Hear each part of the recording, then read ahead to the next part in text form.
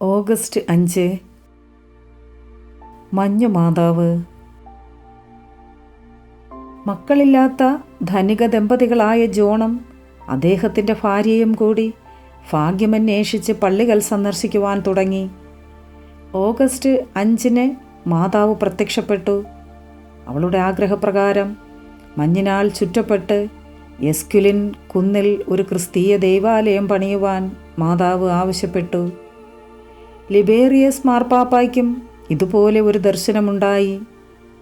കുന്നിനു മുകളിൽ അവർ എത്തിയപ്പോൾ മഞ്ഞിനാൽ ചുറ്റപ്പെട്ട നിലയിൽ പള്ളിയുടെ രേഖാചിത്രം കണ്ടുപിടിക്കുകയും ഉടനെ പോപ്പ് പരിശുദ്ധ കന്യകാമാതാവിൻ്റെ മേജർ ബെസിലിക്ക അവിടെ പണിയുവാൻ അധികാരം നൽകുകയും ചെയ്തു.